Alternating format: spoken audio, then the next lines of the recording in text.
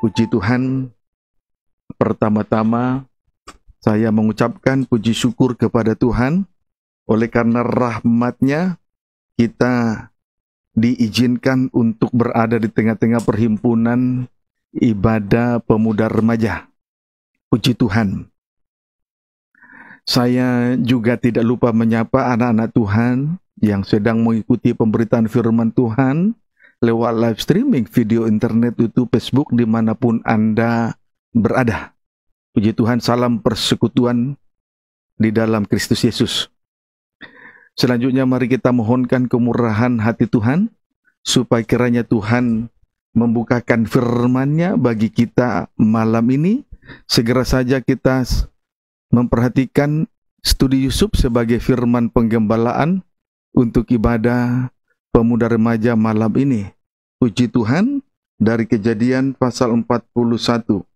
Kejadian 41 ayat 25 sampai dengan ayat 31.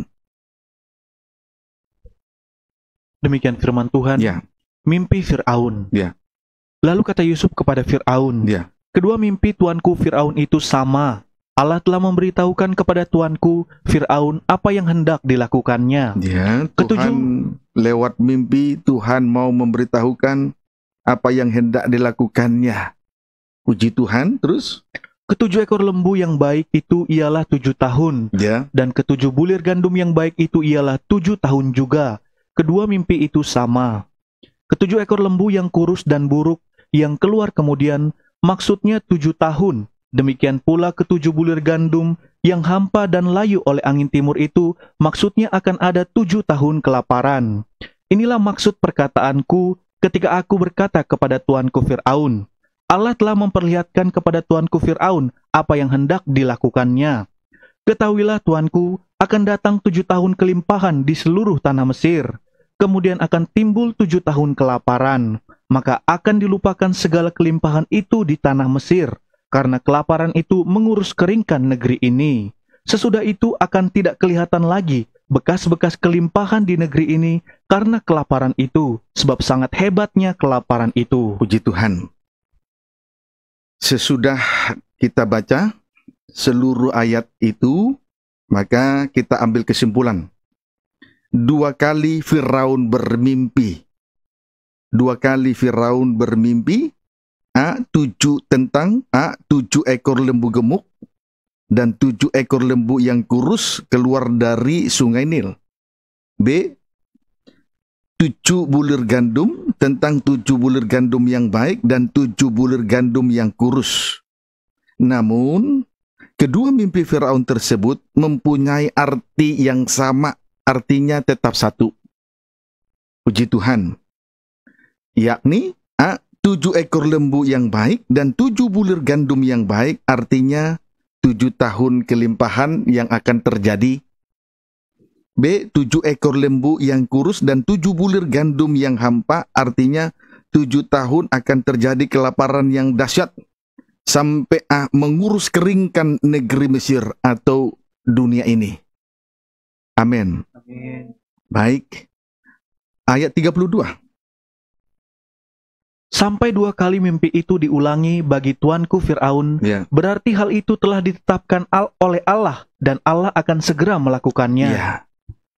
Mimpi dengan arti yang sama diulangi sampai 2 kali, artinya hal itu telah ditetapkan oleh Allah dan Allah akan segera melakukannya. Puji Tuhan, apa yang Tuhan janjikan itu akan digenapi. Tidak ada satupun perkataan Tuhan yang tidak akan tergenapi. Manusia bisa banyak berdusta, berdalih, ini itu, tetapi perkataan Tuhan, satupun perkataan Tuhan, tidak akan terlewatkan begitu saja. Amin, saudaraku. Amin. Manusia bisa selip-selipkan kata-kata untuk membenarkan diri, tetapi Tuhan, satu kata pun pasti tergenapi. Kiranya dapat dipahami dengan baik. Amin, saudaraku. Amin. Puji Tuhan. Sekarang lanjut, kita masuk lebih dalam. Tentang 7 tahun kelimpahan. Tentang 7 tahun kelimpahan. Kita akan melihat tentang 7 tahun kelimpahan dan 7 tahun kelaparan, diawali tentang 7 tahun kelimpahan. Kita baca dulu kembali ayat 29. Demikian firman Tuhan. Ya. Ketahuilah Tuanku, akan datang 7 tahun kelimpahan di seluruh tanah Mesir. Iya. Jadi akan datang 7 tahun kelimpahan di seluruh tanah Mesir. Puji Tuhan. 7 tahun kelimpahan merupakan gambaran atau bayangan dari 7 lembu gemuk dan 7 bulir gandum yang berisi. Sedangkan Mesir merupakan gambaran atau bayangan dari dunia ini. Amin. Amin. Puji Tuhan. Mari lebih jauh kita melihat tentang kelimpahan yang akan terjadi sesuai dengan janji firman Tuhan. Itu kita temukan dalam Yoel pasal yang kedua. Yoel pasal yang kedua ayat 18 sampai 20. Yoel pasal 2 ayat 18 sampai 20. Baca. Demikian firman Tuhan. Ya.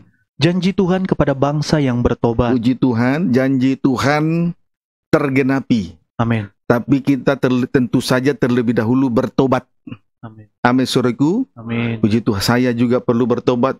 Saya tidak katakan saya sudah baik, sudah benar, sudah suci. Saya masih banyak kekurangan, tapi perlu untuk bertobat supaya janjinya dinyatakan bagi kita sekaliannya. Bukan hanya untuk saya, tapi untuk kita semua, termasuk juga bagi saudaraku yang sedang mengikuti pemberitaan firman Tuhan lewat live streaming, video internet, YouTube, Facebook, dimanapun Anda berada, di dalam maupun luar negeri. Mari kita perhatikan janji Tuhan yang akan digenapi bagi kita, terkhusus bagi mereka yang akan sungguh-sungguh bertobat. Baca. Tuhan menjadi cemburu karena tanahnya, Ya. dan ia belas kasihan kepada umatnya. Terus. Tuhan menjawab, katanya kepada umatnya, Ya. sesungguhnya aku akan mengirim kepadamu gandum, anggur, dan minyak, Ya. dan kamu akan kenyang memakannya. Gandum, anggur, dan minyak. Terus. Aku tidak akan menyerahkan kamu lagi menjadi celah di antara bangsa-bangsa. Puji Tuhan. Singkatnya, janji Tuhan kepada bangsa yang bertobat. Tuhan akan menunjukkan belas kasihannya. Tuhan akan menunjukkan belas kasihannya. Saudaraku, yang kita butuhkan dari Tuhan adalah belas kasihan. Amin. Anugerahnya. Amin, saudaraku. Amin. Sebab apalagi kehidupan kita ini adalah bangsa kafir, bukan bangsa Yahudi, bukan bangsa Israel. Kita butuh belas kasihan Tuhan.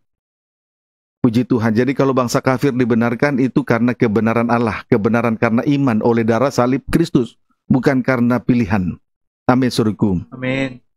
B. Tuhan akan mengirim gandum, anggur, dan minyak. B. Tuhan akan mengirim dengan limpahnya gandum, anggur, dan minyak. C. Tuhan akan menyingkirkan. C. Tuhan akan menyingkirkan musuh yang datang dari utara. Tuhan akan menyingkirkan musuh yang datang dari utara. Amin, saudaraku. Amin. Jelas itu menunjuk dosa kesombongan dari antikris. Antikris ini adalah wujud atau penampilan yang dapat dilihat secara kasat mata, wujud atau penampilan dari setan yang bisa dilihat secara kasat mata. Hal itu, pelajaran ini telah kita terima dalam kesempatan kebaktian minggu 6 hari yang lalu. Amin, saudaraku. Amin. Puji Tuhan.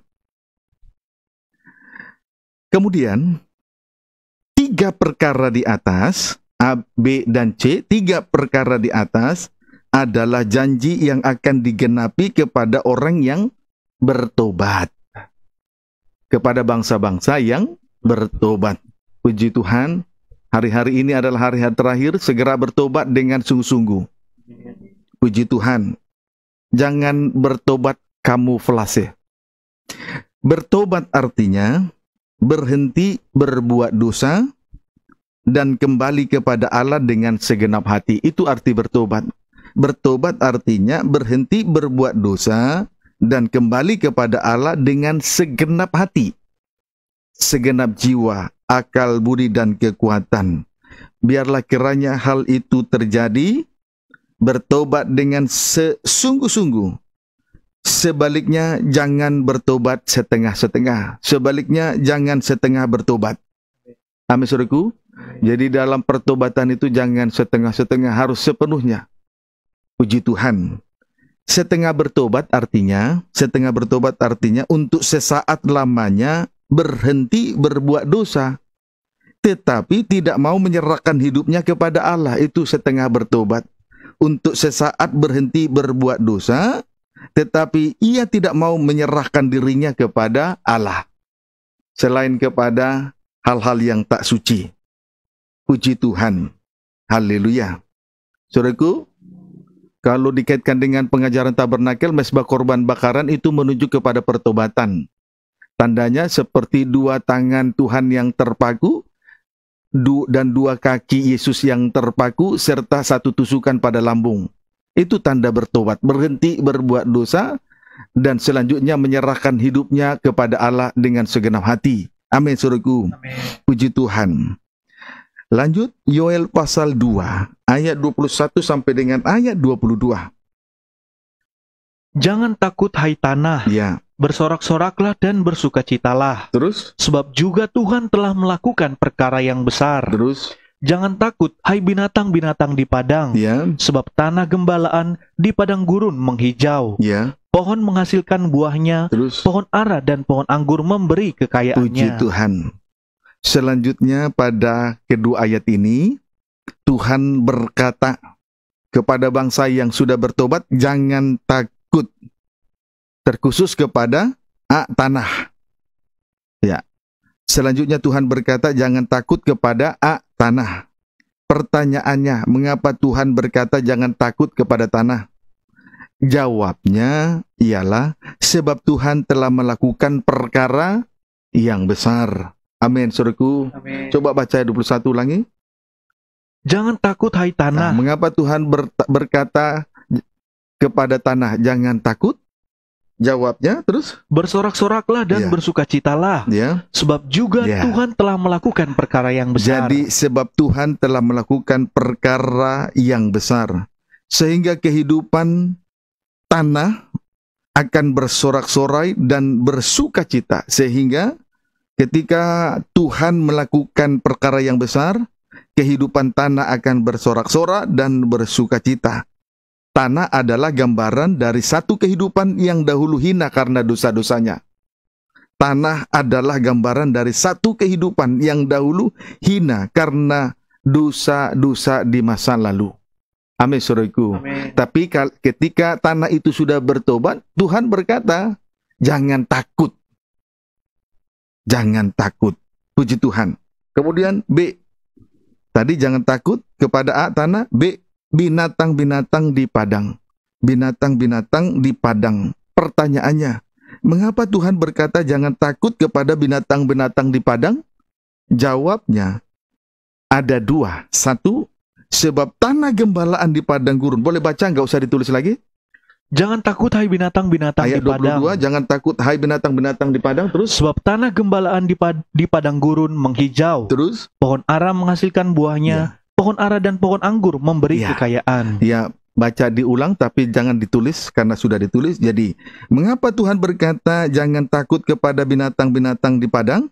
Jawabnya ada dua. Satu, sebab tanah gembalaan di padang gurun menghijau. Menghijau artinya firman penggembalaan limpah dengan firman yang dibukakan. Limpah. Di tengah-tengah penggembalaan limpah dengan pembukaan firman. Amin, saudaraku. Amin. Puji Tuhan. Haleluya. Kiranya dapat dipahami dengan baik. Kita butuh pembukaan firman yang limpah di tengah-tengah penggembalaan GPT Betania Serang Cilegon untuk menggembalakan, termasuk untuk menggembalakan kehidupan muda remaja yang juga turut mengikuti pemberitaan firman via online. Puji Tuhan. Dua, mengapa Tuhan berkata jangan takut kepada binatang yang di padang? Alasannya ada dua. Yang kedua, pohon menghasilkan buahnya. Pohon menghasilkan buahnya, yakni pohon ara dan pohon anggur memberi kekayaannya. Yakni pohon ara dan pohon anggur memberi kekayaannya. Puji Tuhan. Dimulai dari strip pertama, pohon ara menghasilkan buah yang memberi kekayaannya. Amin. Bisa diikuti? Amin. Dimulai dari pohon ara menghasilkan buah memberi kekayaannya. Jelas hal ini berbicara tentang keajaiban atau mukjizat yang terutama. Puji Tuhan. Jadi saudara, pohon ara menghasilkan buah yang memberi kekayaan. Jelas ini berbicara tentang keajaiban atau mukjizat yang terutama. Amin, saudaraku. Amin. Puji Tuhan. Haleluya.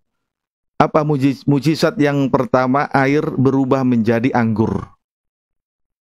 Tuhan dapat mengubah kehidupan kita semua.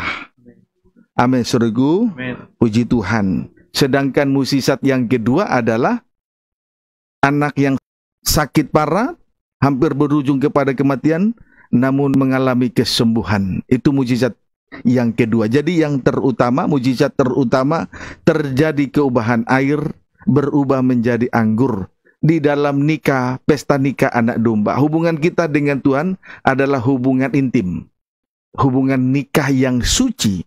Pasti terjadi keubahan. Tapi kalau hubungan kita tidak intim dengan Tuhan, tidak terjadi keubahan. Itu tidak mungkin berubah. Amin, saudaraku. Amin. Puji Tuhan. Haleluya. Mengapa demikian? Mengapa ketika saya mengatakan bahwa pohon ara menghasilkan buah yang memberi kekayaan, itu berbicara tentang keajaiban atau mukjizat yang terutama. Mengapa saya katakan demikian? Sebab alasannya adalah sejak dari Taman Eden, tabiat daging sudah terlihat dengan sangat jelas. Di mana Adam dan Hawa menyemat daun pohon ara dan membuat cawat. Tujuannya adalah untuk menutupi ketelanjangan sehingga sebagai gambaran dosa. Dapat dipahami, saudaraku? Amin. Sejak dari Taman Eden, saudaraku, Adam dan Hawa sudah menyemat daun pohon ara itu dan membuatnya menjadi cawat dengan satu tujuan, untuk menutupi ketelanjangan mereka, untuk menutupi dosa, kekurangan-kekurangan mereka. Puji Tuhan, tidak mungkin kebenaran diri sendiri sanggup menutupi dosa manusia. Amin, saudaraku. Puji Tuhan. Saudaraku, menyemat daun pohon ara, saudaraku, dan membuatnya cawat, artinya, saudaraku, kebenaran diri sendiri dijadikan untuk menutupi dosa-dosa dan kekurangan-kekurangan mereka. Sebetulnya kebenaran semacam ini rapuh, tidak bertahan lama. Sebenarnya kebenaran semacam ini rapuh, tidak akan bertahan lama. Cepat atau lambat tetap akan terlihat kembali kekurangan-kekurangan itu. Puji Tuhan. Kiranya dapat dipahami dengan baik. Amin, saudaraku. Amin. Puji Tuhan. Haleluya. Kemudian sampai pada akhirnya, ini masih tetap tentang pohon ara. Kemudian sampai pada akhirnya, pohon ara itu juga dikutuk sehingga menjadi kering dan tidak berbuah. Peristiwa itu ketika Yesus masuk kota Yerusalem untuk menyucikan bait Allah. Amin, saudaraku. Amin. Puji Tuhan. Dalam Markus 11 ayat 12 sampai dengan ayat 17, tapi tidak perlu kita baca. Puji Tuhan. Namun setelah kita melihat peristiwa dari Taman Eden sampai kepada pohon ara dikutuk dan menjadi kering pada zaman Yesus ketika memasuki Yerusalem untuk menyucikan bait Allah. Namun pada akhirnya, jikalau pohon ara menghasilkan buah yang memberi kekayaan, sama dengan keajaiban, kemustahilan oleh kuasa firman pengajaran mempelai nyata. Amin, saudaraku. Amin. Itulah yang terjadi di tengah-tengah 7 tahun kelimpahan. Kiranya dapat dipahami dengan baik. Kemudian kita tinggalkan pohon ara, kemudian sekarang mengenai pohon anggur, menghasilkan buahnya yang memberi kekayaan. Amin, saudaraku. Amin. Jelas hal ini berbicara tentang kasih Allah yang berlimpah-limpah kepada kita. Sebab kuasa dari kasih Allah ialah menutupi, tentu saja menutupi dan mengampuni banyak sekali dosa. Dapat dipahami, saudaraku? Amin. Jadi sekali lagi, mengenai pohon anggur yang menghasilkan buahnya yang memberi kekayaan, jelas hal ini berbicara tentang kasih Allah yang berlimpah-limpah. Sebab kuasa dari kasih Allah yang berlimpah-limpah itu ialah menutupi dan mengampuni banyak sekali dosa manusia. Banyak sekali dosa kita. Puji Tuhan. Haleluya. Kebenaran diri sendiri, seperti Adam dan Hawa tadi, menyemat daun pohon ara dan membuatnya cawan, tidak akan bertahan lama untuk menutupi dosa-dosa dan ketelanjangan. Cepat atau lambat akan rapuh dan kembali terlihat kekurangan. Tetapi kuasa dari kasih Allah yang limpah, mengampuni dan menutupi banyak dosa manusia. Amin. Puji Tuhan, banyak dosa yang sudah kita perbuat. Termasuk saya, banyak dosa saya. Tidak saya pungkiri itu, tetapi kita sudah melihat kuasa dari kasih Allah itu menutupi, mengampuni dan menutupi dosa-dosa yang banyak itu. Puji Tuhan. Haleluya. Lanjut, ditulis saja. Tanda bila seseorang hidup dalam kelimpahan kasih yang memberi kekayaan tadi. Buah anggur yang memberi kekayaan itu adalah tanda bila seseorang hidup dalam kelimpahan kasih. Tanda bila seseorang hidup dalam kelimpahan kasih, hidupnya tentu saja berada pada penyembahan yang tertinggi. Hidupnya berada pada penyembahan yang tertinggi. Puji Tuhan. Haleluya. Ini tanda bila seseorang hidup di dalam kelimpahan kasih. Berada pada penyembahan yang tertinggi. Puji Tuhan. Haleluya. Saudara, setiap kali kita datang dan berada di tengah-tengah ibadah, itu merupakan penyembahan. Karena kita harus membawa korban dan persembahan. Tetapi kita juga harus tahu tentang ibadah yang merupakan penyembahan yang tertinggi. Nah, untuk mengetahui itu, kita akan maju dan berangkat untuk melihat Injil Lukas 22.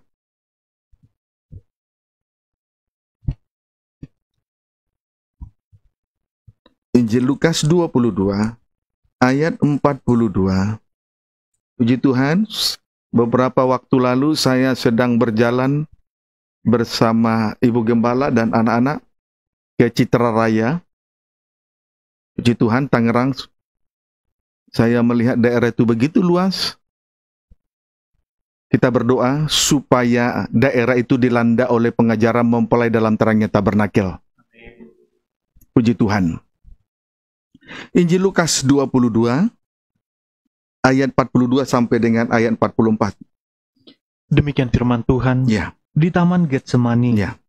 Ya Bapakku. Ya Bapakku, terus? Jikalau engkau mau, Ya. ambillah cawan ini daripadaku. Ya.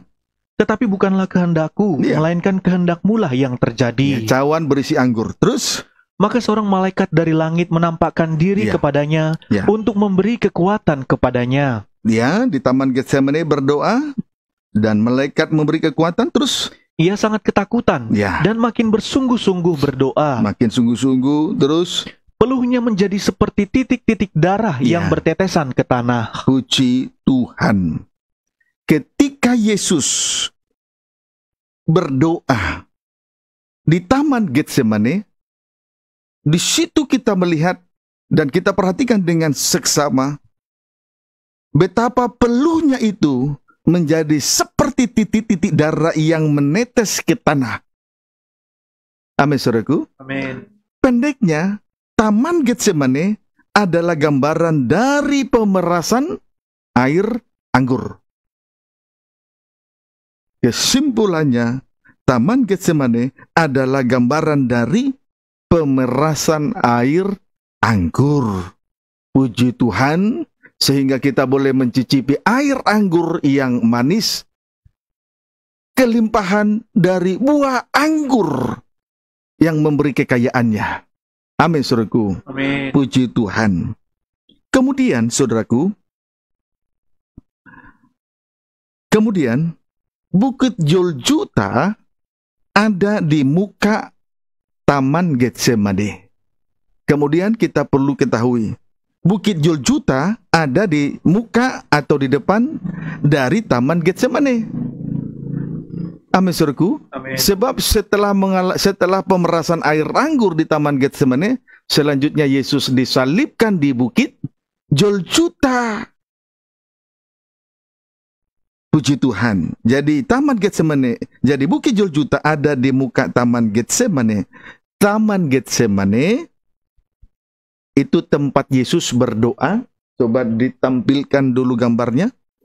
Taman Getsemane itu tempat Yesus berdoa, sedangkan Golgota tempat Yesus disalibkan. Amin, saudaraku. Bukit Golgota ada di muka Taman Getsemane. Puji Tuhan. Artinya Taman Getsemane sebagai tempat Yesus berdoa, sedangkan Golgota tempat Yesus disalibkan. Kesimpulannya, doa atau penyembahan yang tertinggi berada pada tanda penyerahan diri sepenuh untuk taat kepada kehendak Allah, rela untuk disalib. Amin, saudaraku. Amin. Itu hidup di dalam kelimpahan kasih, berada dalam tanda penyembahan yang tertinggi.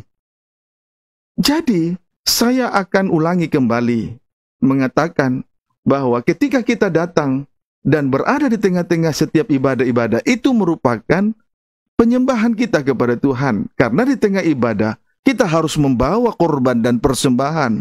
Kita tidak boleh datang menghampiri tahta kasih karunia dengan tangan yang hampa. Ibadah itu memang penyembahan, tetapi perlu untuk kita ketahui, tidak semua disebut ibadah menjadi penyembahan yang tertinggi. Penyembahan yang tertinggi, saudaraku, kita sudah melihat ketika Yesus mengalami pemerasan air anggur, sehingga kita boleh mencicipi buah anggur yang manis. Amin, saudaraku. Jadi kesimpulannya, doa dan penyembahan yang tertinggi berada pada tanda penyerahan diri sepenuh. Apa tanda penyerahan diri sepenuh? Tujuannya untuk taat kepada kehendak Allah. Itulah sengsara salib. Jadi bukan sebatas ibadah, sengsara saliblah penyembahan tertinggi. Amin, saudaraku. Amin. Tempat Yesus ditinggikan adalah Bukit Golgota. Kiranya dapat dipahami dengan baik. Puji Tuhan. Nah, inilah gambaran dari pohon anggur yang menghasilkan buah yang memberi kekayaan bagi kita semua. Kaya kebajikan, kaya kemurahan, dan seterusnya dan seterusnya. Kita patut bersyukur. Kita punya Allah yang hidup di dalam satu nama yang berkuasa. Yesus Kristus, dialah Tuhan dan Juru Selamat bagi kita semua. Puji Tuhan. Haleluya. Pendeknya, Yesus rela menjadi miskin supaya kehidupan kita menjadi kaya oleh kekayaan buah anggur kelimpahan kasih-Nya. Amin, saudaraku. Amin. Puji Tuhan. Dia yang kaya rela menjadi miskin di kayu salib supaya kita yang miskin ini menjadi kaya. Itulah yang dimaksud dengan buah yang pohon anggur yang menghasilkan buahnya yang memberi kekayaan. Ini akan terjadi dan akan dialami oleh bangsa-bangsa yang bertobat di hari-hari terakhir ini. Kita akan mengalami kelimpahan-kelimpahan semacam ini. Kiranya dapat dipahami dengan baik. Dia yang kaya rela menjadi miskin supaya kita menjadi kaya oleh kemiskinannya. Tertulis dalam 2 Korintus 8 ayat 2 dan ayat yang ke-9. Nanti dibaca di rumah masing-masing. Amin. Amin. Puji Tuhan. Kemudian kita kembali memeriksa Yoel pasal yang kedua ayat 23.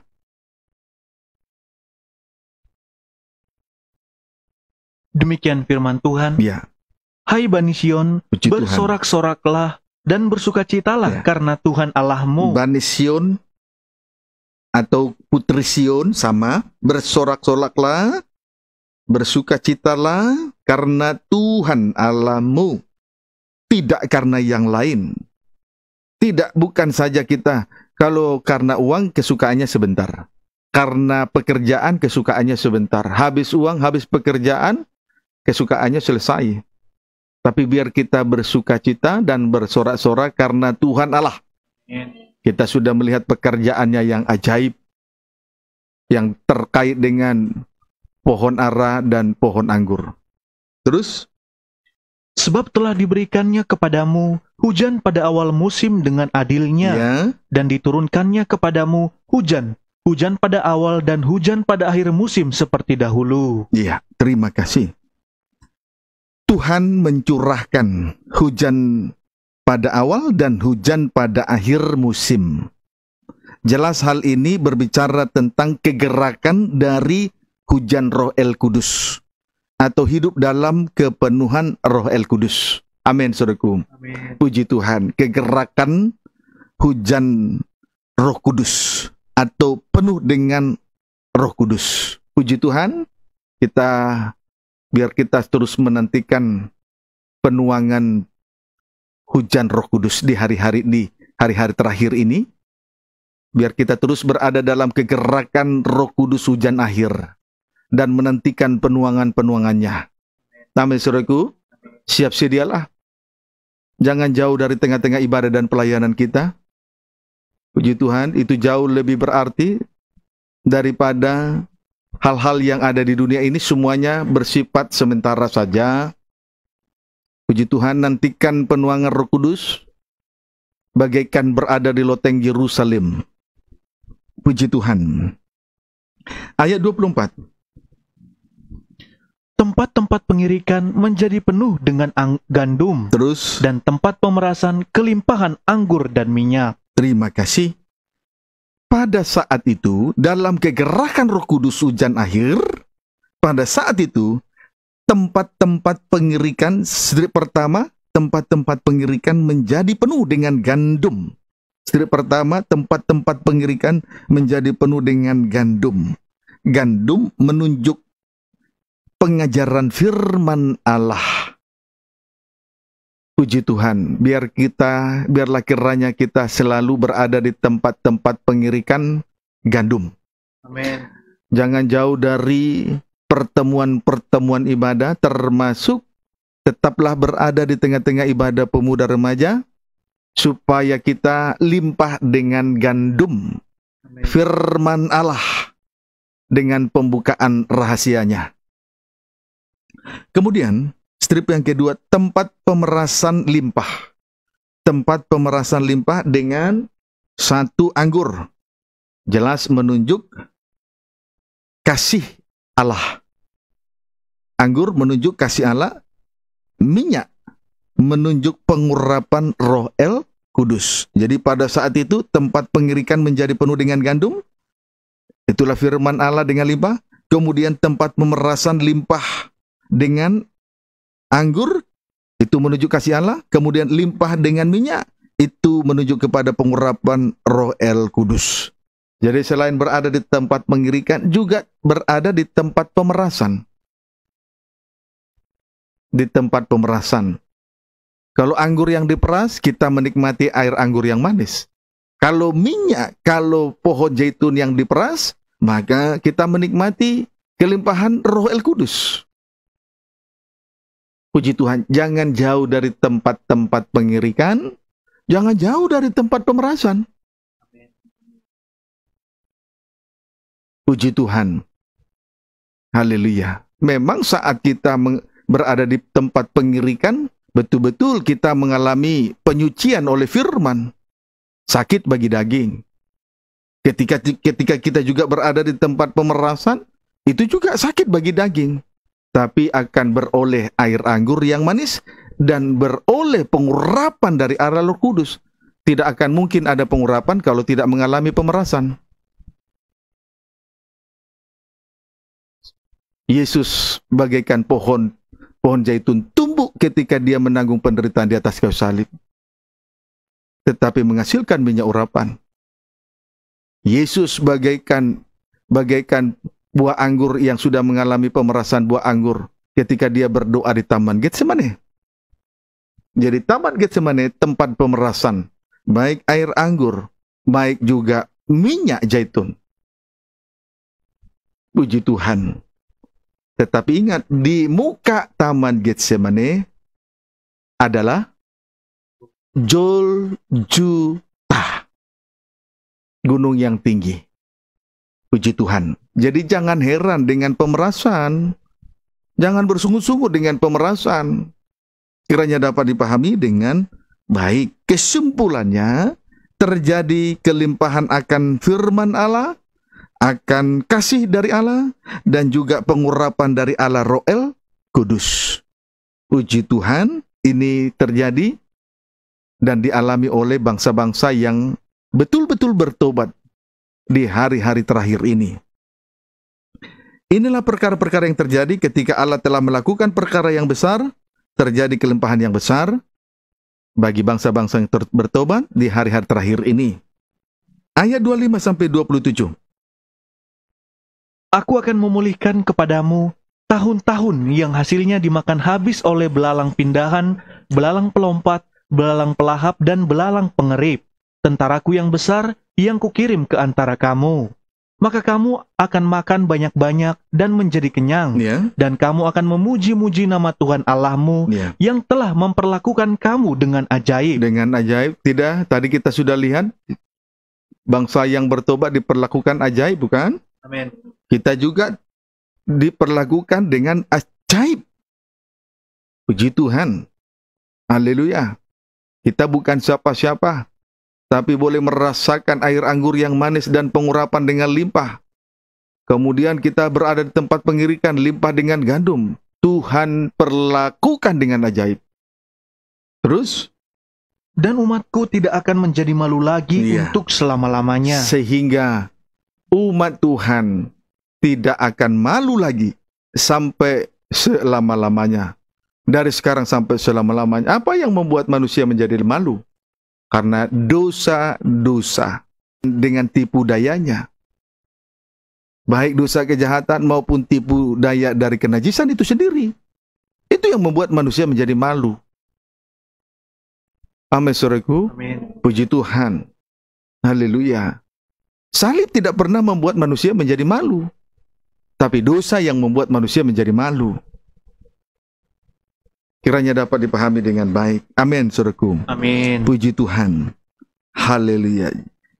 Jadi, tahun berganti tahun, bangsa yang bertobat tetap berada dalam pemulihan, sehingga tetap menikmati hasilnya. Sebab Tuhan akan membebaskan dari belalang pindahan, pelompat, pelahap, pengerik. Kemudian tahun berganti tahun tetap berada dalam pemulihannya. Bangsa yang bertobat tetap dalam pemulihannya. Amin. Amin. Sehingga tetap menikmati hasilnya. Sebab Tuhan akan membebaskan mereka dari belalang, pindahan, pelahap, pelompat, dan pengerip. Sesungguhnya, belalang itu merupakan gambaran dari tentara-tentara antikris yang begitu gesit dan tangkas. Yang begitu gesit dan tangkas. Lihat, puncak gelapnya malam, pembinasa keji berdiri di tempat kudus. Aniaya antikris akan berlangsung pada pertengahan 7 masa, terkhusus 3,5 tahun yang kedua. Tetapi Tuhan sudah memberi jaminan, kita dibebaskan dari belalang-belalang. Merupakan gambaran dari antikris dengan tentara-tentaranya yang begitu gesit dan tangkas. Kita tidak akan bisa menghadapi tentara antikris yang begitu gesit dan begitu tangkasnya hanya dengan mengandalkan pengertian manusia daging, hanya dengan mengandalkan kekuatan manusia daging. Tidak bisa. Tetapi Tuhan sudah memberi suatu jaminan, satu perkara ajaib. Kita dibebaskan dari belalang. Dari masa aniaya antikris yang akan berlangsung selama 3,5 tahun. Mereka itu disebut juga dengan pembinasa keji. Ayat 28-29. Hari Tuhan. Ya. Kemudian daripada itu akan terjadi bahwa aku akan mencurahkan rohku ke atas semua manusia. Ya. Maka anak-anakmu laki-laki dan perempuan akan bernubuat. Orang-orangmu yang tua akan mendapat mimpi, teruna-terunamu akan mendapat penglihatan. Juga ke atas hamba-hambamu laki-laki dan perempuan akan kucurahkan rohku pada hari-hari itu. Haleluya. Puji Tuhan. Selanjutnya, Tuhan mencurahkan rohnya ke atas daging atau manusia. Yakni, strip pertama anak laki-laki dan perempuan. Sehingga titik 2 mereka bernubuat. Strip yang kedua, yang tua, sehingga mereka mendapat mimpi. Strip yang ketiga, teruna-teruna, pemuda-pemuda, sehingga titik 2 mendapat penglihatan. Strip yang keempat, setiap hamba laki-laki dan hamba perempuan. Puji Tuhan. Jadi, dalam kegerakan Roh Kudus hujan akhir, Tuhan akan mencurahkan rohnya ke atas daging, ke atas manusia. Antara lain, anak laki-laki dan anak perempuan, sehingga titik 2 mereka bernubuat. Kemudian, strip yang kedua, yang tua, sehingga titik 2 mereka mendapat mimpi. Strip yang ketiga, teruna-teruna, sehingga titik 2 mendapat penglihatan. Strip yang keempat, setiap hamba-hamba laki-laki dan perempuan. Puji Tuhan. Kesimpulannya, bernubuat, mendapat mimpi, dan penglihatan artinya Tuhan akan memberitahukan tentang segala sesuatu apa yang akan terjadi di masa yang akan datang. Lewat itu semua, Tuhan memberitahukan segala sesuatu yang akan terjadi pada masa yang akan datang. Nah, itulah yang kita syukuri malam ini. Dalam kegerakan hujan akhir, Tuhan akan menuangkan rohnya dengan limpah atas kita, atas daging, atas manusia, tanpa terkecuali, termasuk tanah yang sudah bertobat, termasuk binatang hutan yang sudah bertobat, termasuk pohon-pohon yang sudah bertobat. Sehingga pada saat penuangan Roh Kudus itu, ada mimpi, ada nubuatan, ada penglihatan. Tujuannya, dengan itu semua dijadikan sebagai sarana untuk kita boleh mengerti, untuk kita bisa melihat, untuk kita mengetahui tentang segala sesuatu, tentang rencana-rencana Allah di masa yang akan datang. Kita tidak akan mungkin mengerti rencana Allah, tidak akan mungkin mengerti tentang segala sesuatu di masa yang akan datang, apalagi soal keselamatan jiwa ini, kalau kita teropong dengan menggunakan ilmu dan pengetahuan manusia. Tidak sanggup teropong kita. Keahlian atau kemampuan di bidang tertentu belum sanggup, belum sempurna seperti sempurnanya kasih Allah untuk memberi keselamatan manusia. Haleluya. Puji Tuhan. Haleluya. Yang sudah melayani, engkau bukan kebetulan melayani Tuhan. Tuhan mau membuat suatu rencana yang indah bagimu. Jadi jangan anggap enteng pelayanan. Sebab Tuhan akan, dalam kegerakan Roh Kudus hujan akhir, Tuhan akan menuangkan rohnya dengan limpah. Supaya ada penglihatan, ada mimpi, ada nubuat. Sebagai sarana untuk mengetahui rencana Allah ke depan. Puji Tuhan. Kesimpulannya, saudaraku, hal ini akan terjadi apabila Tuhan mencurahkan Roh Kudus-Nya dengan limpah. Pendeknya, Tuhan telah melakukan perkara yang besar dan ajaib. dengan segala kelimpahan yang terjadi, yang memuncak pada penuangan Roh Kudus kepada semua manusia. Puji Tuhan. Sehingga kita kembali menarik kesimpulan, kegerakan hujan akhir, Tuhan menuangkan Roh Kudus-Nya 2 kali lipat. Kesimpulannya, kegerakan hujan akhir, Tuhan menuangkan Roh Kudus-Nya 2 kali lipat, yakni pada ayat 23 dan pada ayat 28 sampai 29. Amin. Amin. Bisa mengerti? Amin. Jadi 2 kali lipat atau 2 kali ganda. Puji Tuhan. Haleluya. Amin, saudaraku. Amin. Puji Tuhan. Sampai betul-betul kita semua dalam pengaruh yang kuat dari Roh Kudus itu sendiri. Ini penuangan Roh Kudus 2 kali lipat itu pengaruhnya luar biasa. Sampai-sampai tidak ada kepikiran untuk menuruti hawa nafsu daging. Amin, saudaraku. Amin. 4 makhluk di sekeliling tahta Allah. Bersayap 6. 2 sayap digunakan untuk terbang, dan 2 sayap untuk menutupi seluruh daging mereka. Dan 2 sayap mengena antara sayap satu dengan sayap yang lain. Puji Tuhan. Dalam penuangan Roh Kudus, kegerakan hujan akhir, Tuhan menuangkan Roh Kudus 2 kali lipat. Dalam pengaruh Roh Kudus yang begitu kuat dan hebat. Sampai-sampai tabiat daging tidak terlihat dan tidak ada pikiran-pikiran daging sedikit pun lagi. Puji Tuhan. Haleluya, kita bersyukur. Amin. Nantikanlah itu. Amin. Supaya kita berhasil di dalam melayani pekerjaan Tuhan. Kita kembali tidak salah membaca Yoel 2 ayat 23. Demikian firman Tuhan. Ya.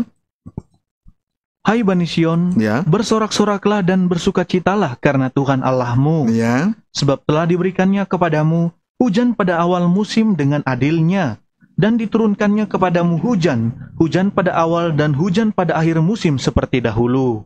Iya. Puji Tuhan. Singkatnya, Roh El Kudus dituangkan 2 kali lipat. Puji Tuhan, Roh El Kudus dituangkan 2 kali lipat. Tujuannya adalah supaya Bani Sion, supaya Putri Sion, supaya Gunung Sion yang ada di Yerusalem diselamatkan. Amin. Tetaplah tinggal di Yerusalem, jangan jauh dari Yerusalem. Amin. Sampai memuncak di atas Gunung Sion. Puji Tuhan. Sion menunjuk mempelai Tuhan. Sion itu mempelai Tuhan, sedangkan Yerusalem menunjuk gereja Tuhan. Haleluya. Maka hidup gereja Tuhan harus memuncak sampai berada di Gunung Sion. Puji Tuhan. Inilah ibadah, puncak ibadah yang tertinggi. Puji Tuhan. Lalu ini kita akan membaca Wahyu pasal 6, karena hal ini terkait dengan Wahyu 6 ayat 1 sampai dengan ayat yang kedua. Demikian firman Tuhan. Ya. Keenam meterai pertama dibuka. Ya. Maka aku melihat anak domba itu membuka yang pertama Ya. dari ke-7 meterai itu. Ya, ada 7 meterai, seluruhnya dibuka oleh anak domba. Itu pekerjaan membuka 7 meterai itu pekerjaan dari anak domba. Amin, saudaraku. Amin. Hanya dia yang sanggup membuka gulungan kitab dan ke-7 meterainya. Sehingga kita bisa melihat bagian dalam dan bagian luarnya. Kita boleh menikmati pembukaan rahasia firman Allah. Amin. Amin, saudaraku. Amin. Puji Tuhan. Terus? Dan aku mendengar yang pertama Ya. dari keempat makhluk itu berkata, dengan suara bagaikan bunyi guru, Ya, "Mari." Dan aku melihat sesungguhnya ada seekor kuda putih, ya. dan orang yang menungganginya memegang sebuah panah, dan kepadanya dikaruniakan sebuah mahkota. Terus? Lalu ia maju sebagai pemenang untuk merebut kemenangan. Haleluya. Dalam kegerakan hujan akhir, maka Roh Kudus dituangkan. Tuhan akan menuangkan Roh Kudusnya dengan hebat, sama seperti seorang yang menunggangi kuda putih.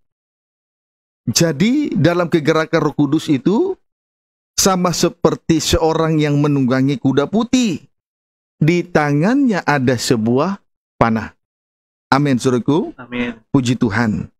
Sebenarnya setiap kali anak domba membuka meterai-meterai tersebut, itu merupakan penghukuman bagi dunia. Secara khusus bagi mereka yang melawan dan tidak menghargai Roh Kudus dan aktivitasnya. Tidak menghargai Roh Kudus dan aktivitasnya. Tidak menghargai ibadah dan pelayanan dengan segala kegiatan-kegiatan yang ada di dalamnya. Amin, saudaraku. Amin. Puji Tuhan. Kemudian di pihak lain, Tuhan membebaskan dan menyelamatkan gereja Tuhan dari hukuman. Itu sebetulnya setiap kali anak domba membuka meterai-meterai tersebut. Puji Tuhan. Jadi ketika anak domba membuka ketujuh meterai, sebetulnya itu penghukuman bagi dunia. Terkhusus bagi mereka yang melawan Roh El Kudus dengan segala aktivitasnya, ibadah dan pelayanan yang dan kegiatan yang ada di dalamnya. Dan di sisi lain, itu merupakan pembebasan dan penyelamatan terhadap gereja Tuhan. Jadi, saya sudah mulai melihat bahwa hari-hari ini adalah hari-hari pembebasan. Pemisahan gereja dari dunia sudah nyata. Sebab dari corona ini sebetulnya sinyal yang positif bagi kita. Ini bukan sinyal negatif, ini sinyal positif.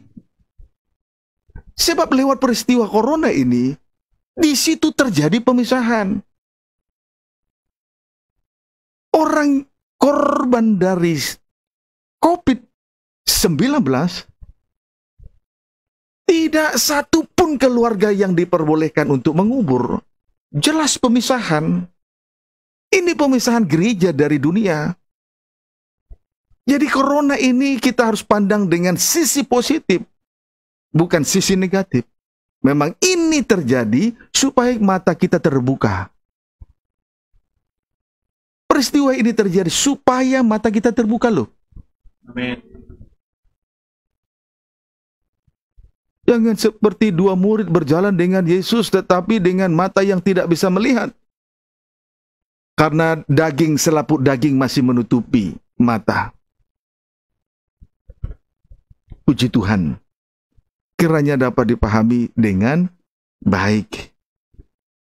Sesungguhnya ada 7 kali anak domba membuka meterai. Sesungguhnya ada 7 kali anak domba membuka meterai, tetapi tidak seluruhnya kita perhatikan. Meterai yang pertama itu merupakan wujud dari penuangan Roh El Kudus. Tadi sudah saya sampaikan di atas, di muka tadi, amin. Meterai yang pertama itu merupakan wujud dari penuangan Roh El Kudus, puji Tuhan. Setelah itu, pembukaan meterai yang kedua, ayat 3 dan ayat 4. Setelah pembukaan meterai yang pertama, saudaraku, kemudian setelah itu pembukaan meterai yang kedua pada ayat 3 dan 4. Kuda merah padam. Meterai yang kedua, ayat 3 dan 4 itu adalah kuda merah padam. Maksudnya untuk mengambil seorang yang menunggang kuda merah padam ini, maksudnya mengambil damai sejahtera dari atas bumi. Majulah kuda merah padam. Ketika anak domba membuka meterai yang kedua, majulah kuda merah padam. Maksudnya untuk mengambil damai sejahtera dari bumi. Tandanya terjadi pembunuhan, terjadi perselisihan, pertikaian, dan satu dengan lainnya. Dengan menggunakan pedang. Amin. Amin. Kemudian, barulah pembukaan pada meterai yang ketiga, ayat 5 sampai dengan ayat 6. di mana harga gandum sangat mahal dan langka, tetapi minyak dan anggur jangan dirusakkan. Coba baca. Jadi setelah pembukaan materai yang pertama, kuda putih, majulah kuda putih, dan seorang yang menungganginya, saudaraku, di tangannya ada sebuah panah, dan diberikan sebuah mahkota yang memberi mahkota kemenangan. Kemudian materai yang kedua, majulah kuda merah padam yang menungganginya untuk mengambil damai sejahtera di bumi. Tandanya terjadi pertikaian dan pembunuhan. Barulah pembukaan materai yang ketiga, ayat 5 sampai dengan ayat yang ke-6. Baca. Demikian firman Tuhan. Dan ketika anak domba itu membuka materai yang ketiga, aku mendengar makhluk yang ketiga berkata, "Mari." Dan aku melihat, sesungguhnya ada seekor kuda hitam, dan orang yang menungganginya memegang sebuah timbangan di tangannya. Ya. Dan aku mendengar seperti ada suara di tengah-tengah keempat makhluk itu berkata, Iya. "Secupak gandum sedinar, Secupak gandum sedinar, dan 3 cupak jelai sedinar." sebaliknya 3 cupak jelai sedinar. Jadi harga gandum lebih mahal. Terus? Tetapi janganlah rusakkan minyak dan anggur itu. Terima kasih. Haleluya. Saudara, pada pembukaan materai yang ketiga, majulah kuda hitam, saudaraku, lalu di orang yang menungganginya, di tangannya ada sebuah timbangan. Saudaraku, sebuah timbangan. Kemudian, pada saat itu, harga gandum sangat mahal dan langka. Pada saat pembukaan materai yang ketiga, majulah kuda hitam, dan pada saat itu harga gandum sangat mahal dan langka. Tidak seperti ini, sangat mudah sekali ditemukan. Sangat mudah kita mendapatkan pembukaan firman sekarang ini. Nama surga, tetapi pada saat anak domba membuka materai yang ketiga, harga gandum begitu mahal dan langka. Puji Tuhan. Tetapi ada pesan. Pada saat itu ada pesan. Pada saat harga gandum mahal dan langka ada pesan. Minyak dan anggur jangan dirusak. Jangan dirusakkan. Pendeknya, dari pesan ini kita mengambil kesimpulan gereja Tuhan mendapat perlindungan. Sebab gereja Tuhan tidak dirusak karena memiliki minyak dan anggur. Jadi pada saat masa-masa situasi, masa-masa krusial, keadaan sudah begitu genting, di mana gandum sudah mahal dan langka, ada pesan penting yang tidak boleh kita abaikan. Minyak dan anggur tidak boleh dirusakkan. Supaya apa? Supaya kehidupan muda remaja, hidup gereja Tuhan, diselamatkan, tidak dirusakkan karena memiliki minyak dan anggur. Minyak itu menunjuk kepada kegiatan Roh Kudus.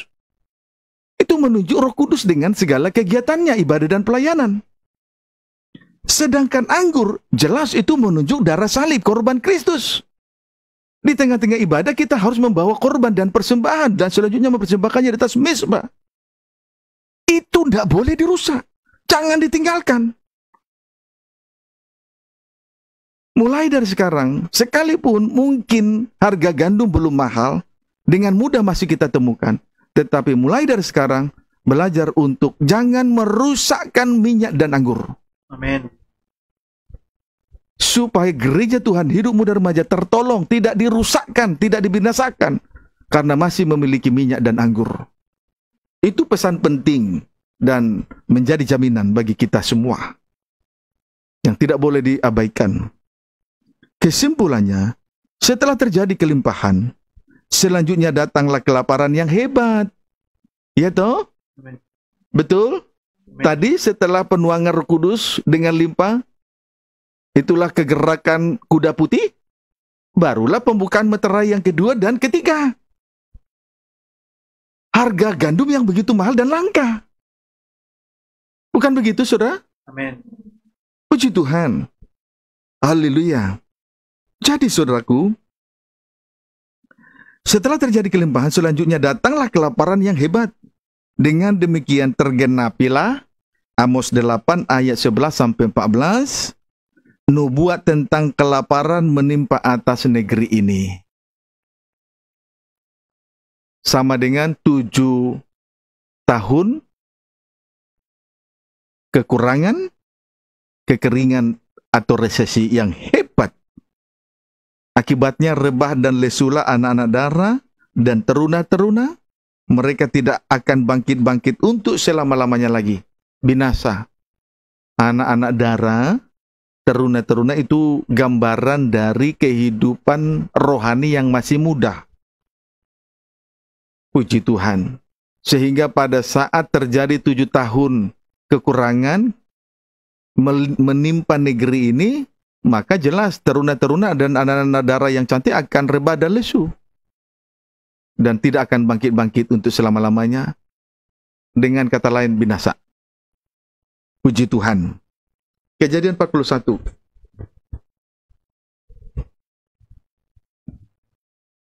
Ayat 31 sampai 32. Demikian firman Tuhan.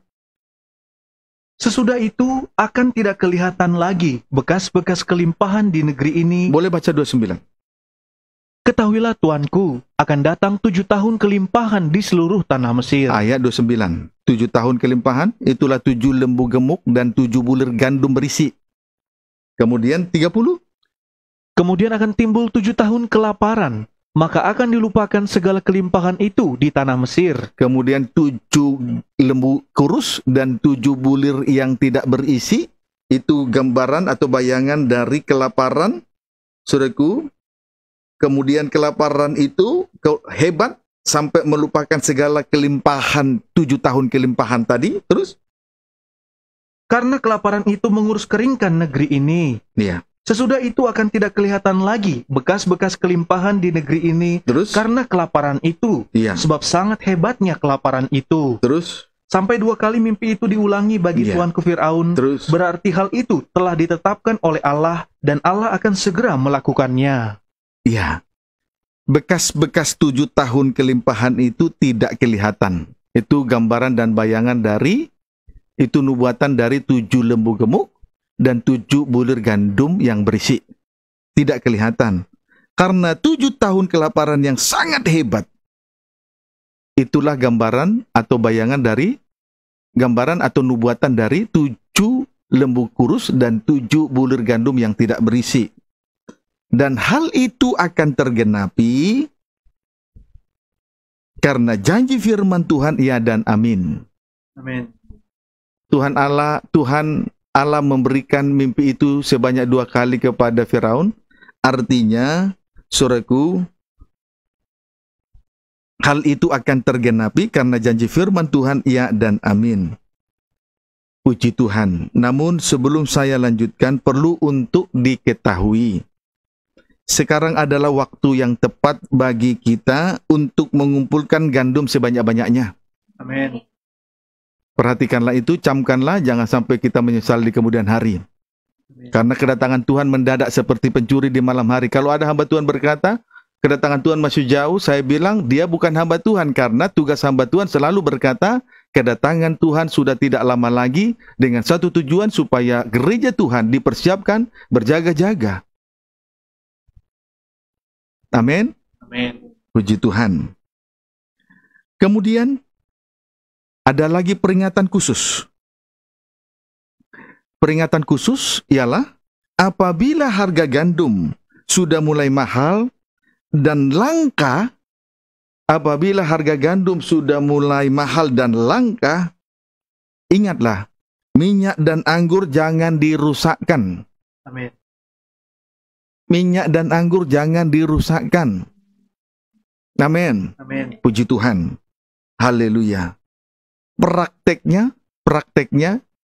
jangan merusakkan minyak dan anggur. Prakteknya, strip pertama, tetap berada di tengah-tengah ibadah. Sama dengan pemerasan anggur.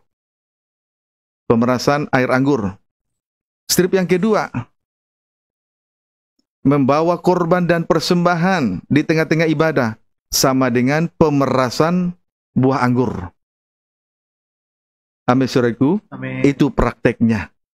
Puji Tuhan. Haleluya. Amin, saudaraku. Amin. Tetap ada di tengah-tengah ibadah. Itu pemerasan minyak. Kemudian membawa korban dan persembahan di tengah-tengah ibadah sama dengan pemerasan buah anggur. Puji Tuhan. Jangan dirusak. Amin. Jangan dirusak. Amin. Puji Tuhan. Yang sudah bernasar untuk tetap berada di tengah ibadah dan sekaligus membawa korban, jangan rusak nasarmu ini. Amin. Puji Tuhan. Haleluya. Ayat 33. Oleh sebab itu, baiklah tuanku Firaun mencari seorang yang berakal budi dan bijaksana, dan mengangkatnya menjadi kuasa atas tanah Mesir. Puji Tuhan. Jadi, perkara yang tidak kalah penting untuk kita pahami malam ini adalah untuk menghadapi 7 tahun kelimpahan, sesudah itu akan datang 7 tahun kelaparan yang hebat. Maka di sini Yusuf memberi nasihat kepada Firaun. Yusuf memberi nasihat kepada Firaun. Puji Tuhan. Akhirnya seorang raja, seorang yang diakui sebagai nomor 1 di sebuah negara, mau tidak mau harus menerima nasihat dari Yusuf. Puji Tuhan. Amin. Amin. Jangan kita mengecilkan nasihat firman. Amin. Supaya 7 sangkakala tidak menghukum kita kelak. Amin. Puji Tuhan. Baik, kalau begitu 1 Timotius 1 ayat 3-5.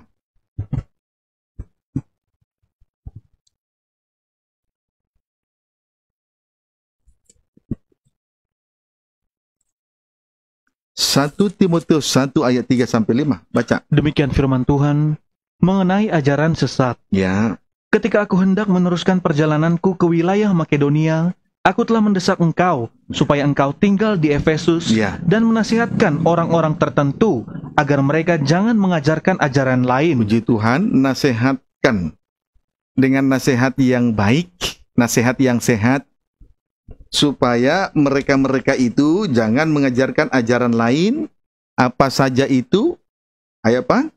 Ataupun sibuk dengan dongeng Nah, dongeng nenek tua, terus dan silsilah yang tiada silsilah putus-putusnya, yang tidak putus-putusnya, terus yang hanya menghasilkan persoalan belaka ya, dan bukan tertib hidup keselamatan yang diberikan Allah dalam iman. ya, perhatikan ayat 5.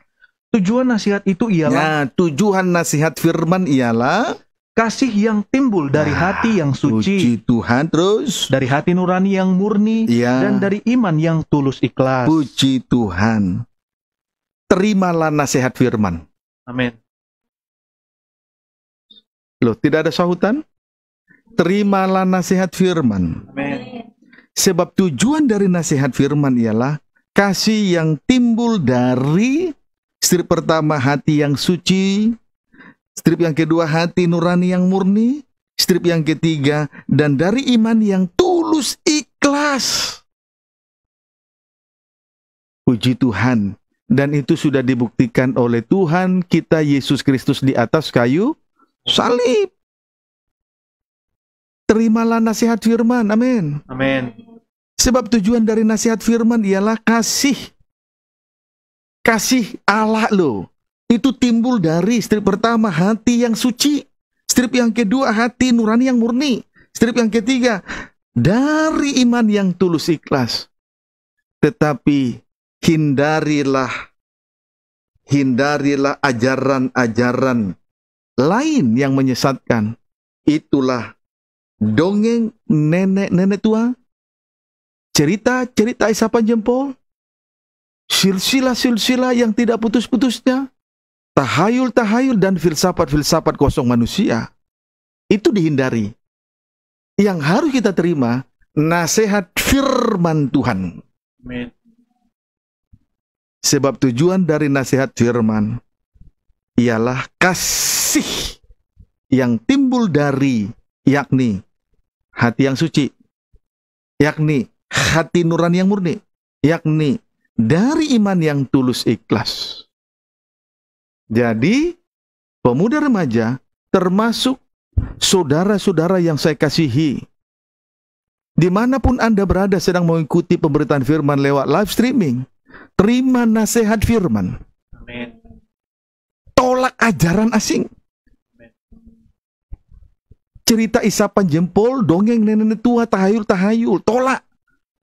Misalnya, kalau ada hamba Tuhan menyampaikan 1-2 ayat firman, lalu untuk melengkapi atau menjelaskan 1-2 ayat firman, dijelaskan dan dengan cerita isapan jempol, dongeng nenek tua, tolak.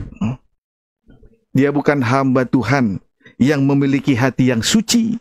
Dia bukan hamba Tuhan yang memiliki hati nurani yang murni. Dia bukan hamba Tuhan yang memiliki iman yang tulus ikhlas. Semakin terbuka tabir itu. Yesuslah tabir itu yang sudah menyerahkan dirinya di atas kayu salib. Saat ia menyerahkan dirinya, lalu tabir bayi suci terbelah 2 dari atas.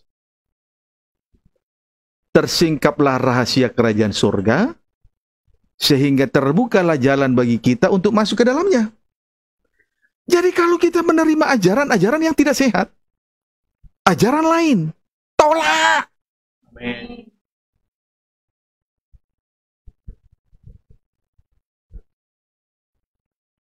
Dia bukan hamba Tuhan.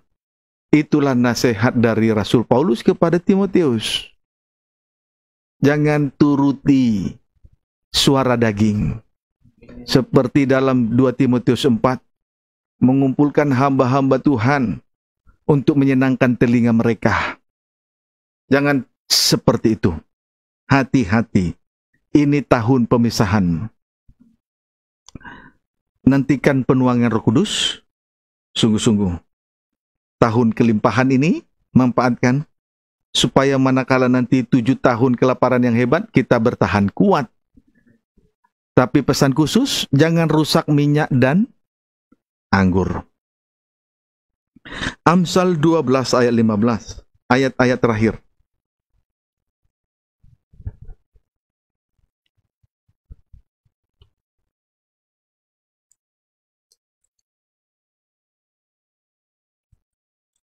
Baca. Demikian firman Tuhan. Amsal 12 ayat 15, baca. Jalan orang bodoh lurus dalam anggapannya sendiri. Iya. Jalan orang bodoh lurus dalam anggapannya sendiri. Oh, banyak orang bodoh. Dia berpikir dengan berjalan sendiri, dia pikir sudah lurus. Tapi lihat. Baca. Tetapi siapa mendengarkan nasihat, ia bijak. Siapa yang mau dengan rendah hati dan lemah lembut menerima dan mendengar nasihat firman Tuhan, ia orang yang bijaksana. Amin, saudaraku. Amin. Puji Tuhan. Bukan orang bodoh, karena orang bodoh menganggap jalannya lurus. Puji Tuhan. Kiranya dapat dipahami dengan baik, jalan Tuhan yang adalah jalan yang lurus. Terimalah nasihat dengan rendah hati, lemah lembut, buka hati lebar-lebar. Berlakulah bijaksana. Amsal 13 ayat 10. Demikian firman Tuhan. Keangkuhan hanya menimbulkan pertengkaran, tetapi mereka yang mendengarkan nasihat mempunyai hikmat. Iya. Mendengarkan nasihat sumber dari hikmat, untuk memiliki hikmat. Jadi sumber untuk memiliki hikmat di dalam diri seseorang adalah mau mendengarkan nasihat firman Tuhan. Amen. Yang tulus dan murni. Puji Tuhan. Tetapi keangkuhan hanya menimbulkan pertengkaran. Kesombongan, keangkuhan, tidak mau dengan rendah hati mengakui kekurangan, hanya menimbulkan pertengkaran. Puji Tuhan. Haleluya. Kiranya dapat dipahami dengan baik. Terimalah nasihat dengan segala hati yang terbuka. Sumber hikmat dan menjadi bijaksana. Tuhan Yesus memberkati kita semua.